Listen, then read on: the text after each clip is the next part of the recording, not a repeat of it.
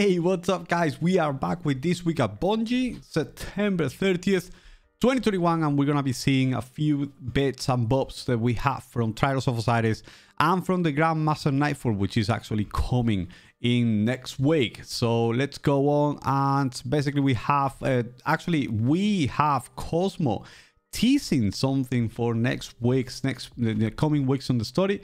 So we are deep in the Season of the Lost now. New secrets are unfolding in the Shattered Realm each week, and the plot is thickening up real nice. We don't want to spoil anything here, but make sure you're keeping up with seasonal quests and give Crow a hug for us. So I think there is gonna be there's gonna be something going on with the story in the coming weeks. So keep an eye on that. Also, this week on the Iron Banner has changed. Actually, I don't know if people have noticed it, but it's gone up from 125 to 150 on the control mode on the score. So, and they have adjusted also the mercy threshold to try and reduce the games, where people are snowballing and getting destroyed. So, yeah, this weekend, remember, we don't have Iron Banner and we don't have trials because we only have Iron Banner. So we're just gonna continue with the trials. So basically, they have analyzed, they have been taking notes of the new mode, the trials labs, the capture zone that we had last week, and they actually activated the flawless only pool on Sunday at 10 AM at reset. And these are the numbers. So the solo win rate remained high at 27%. Solo blowout rate was 37% prior to enabling the flawless pool, and dropped below 30% after. So these are all consistent with week 2. And then non-competitive matches 5-0, 5-1 were at 55% on Friday and Saturday and dropped to 51% on Sunday and Monday. Very consistent overall over week 2. And then we saw a solid 50-second matchmaking times our weekend. So aside from the early in-car matchmaking protection causing the slight rise up to 75 seconds, then during the middle of the night in North America on Sunday and Monday. So overall, we had on trials this past weekend 667k players participating in the trials labs, down 33k from week 2, which is not too bad, and also 220k players going flawless, which is still great. So we had about 100% fewer matches played overall, which roughly the same average matches per player. So one dataset that particularly informative is average hours played by a skill. This shows us that the mid-range skill, the average Crucible player, are playing 1.2 to 2 hours more on average. Meanwhile, the average hours played on the high-end skill range has barely changed. So that's great news. The average Crucible player has been playing more and more. It's been playing about an average of 1.5 to 2 hours on the trials. So that's actually great. So there is gonna be the found one bug when there's the pool-based matchmaking interacts with disabled pools. It collapses them down into the previous pool. Unfortunately, the setup for aiding matchmaking in the first few wins of the week causes an intentional flawless mini pool for the first 2 wins of the card, and when flawless, you were on a win or on a win 0 on a win -1 the reset passage, you preferentially match against other flawless players in the same state. Once you get the win 2, this goes away. So that's kind of like a bug. It wasn't intended to be.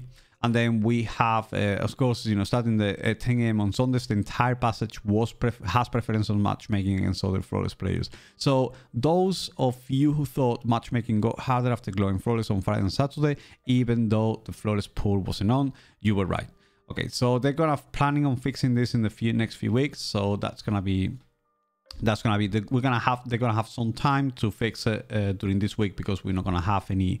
We're going to have Iron Banner, but we're not going to have any trials. So lab stock. So basically the first weekend Triumph's labs went well. And they're looking to improve the mode. So they're finding a different way to actually vary the zone location without giving positional advantage to either side. So that's what they're trying to accomplish. And internally, they initially a test of a single central song and found out created those. So Bungie was actually trying to get this one song in the middle, and they found that it's kind of like a, very repetitive, and it doesn't really incentivize people to keep playing it. So they are actually going to try something different. I would say moving the point around on the map would be a good idea, where you can put it like 3/4 up, then 3/4 down, and maybe on one of the sides on the outside area, maybe on the inside area. There's always like 3 lanes on every single one of the maps on Destiny. So it would be a good idea to be rotating the actual capture point within the areas of the map. And that would create, a significant change on the game style and the gameplay of all the players. But they will test all of this out. So the current method uses the central tiebreaker position as a center. The ASC positions in the control during the advantage rounds. They use those points to get more to test them quicker. But unfortunately, they have an effect side that's going, one of the sides has an advantage. So they actually, like we said, we find like having the position on your base is actually an advantage for you as a team, and they want to mitigate that.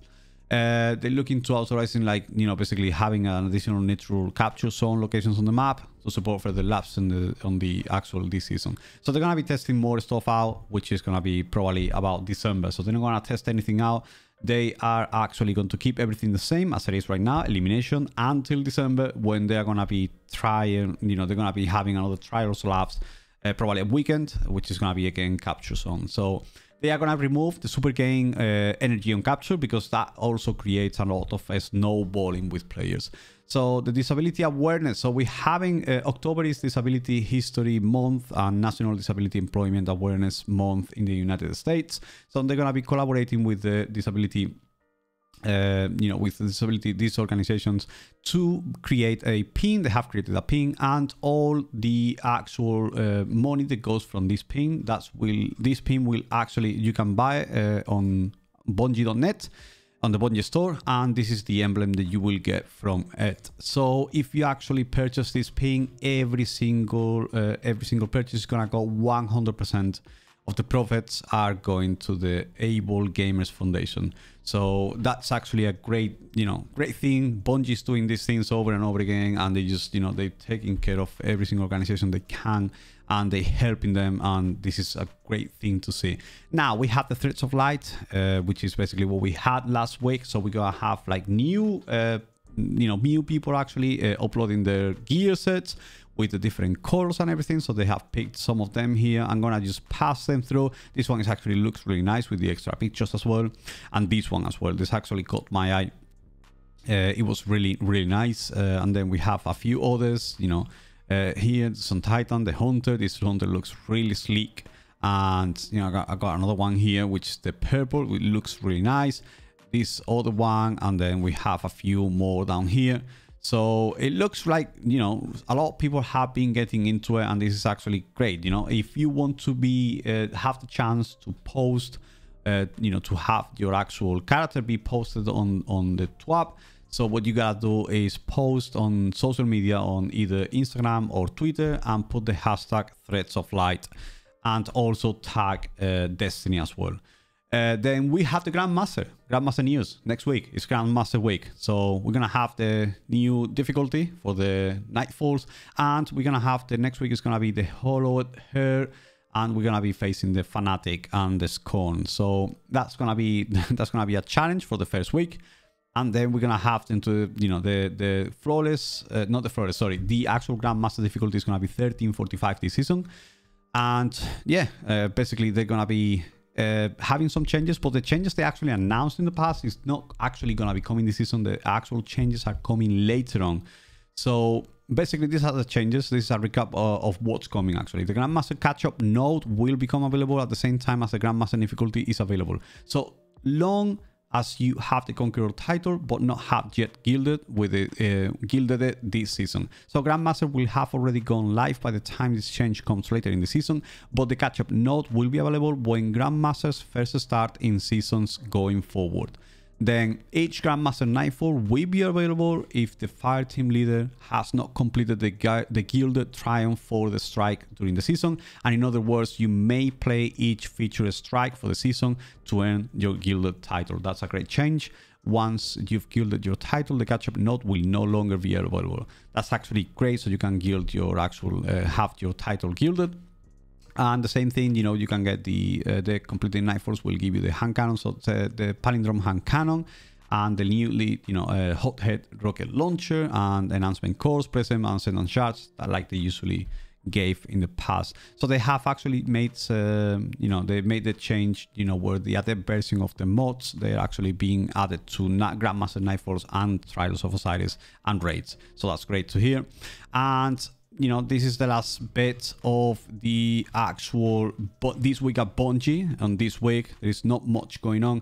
So what I wait, this fashion game is strong. Iron Banner Punters are live. The season of the Lost narrative is zigging, sagging, and tugging the heartstring. We also share an update from our CEO Pete Parsons on our continued efforts to improve diversity and inclusion within our company in the industry. We have been far from perfect in these areas, and you can read our commitment better going forward over here. So basically, yeah, this is being it. This is being everything for this week at Bungie. Not much going on, a few bits and bobs here, but it's actually great to see the numbers on Trials of Osiris, how it's still going strong. Even though the numbers have gone down, we all expected that. Lots of players went in on the first week of Trials of Osiris, and now it's been 3 weeks, but it's still a very strong number of people, over 650k still active players playing during the weekend on Trials of Osiris. And the matchmaking pool, I think when you go flawless, is a great change, and I will repeat it over and over again. That's an absolute brilliant change. Excited for Grandmaster Nightfall next week. If you want to catch me live on twitch.tv/LordValGaming every Monday, Tuesday, Thursday, and Friday, I'll be doing the Grandmaster Nightfalls next week. And we also will be doing Trials of Osiris on the next weekend. Remember, if you guys like this video, to like, subscribe, and turn on notifications to stay up to date with everything Lord Val Gaming. And until next time, guys, bye-bye.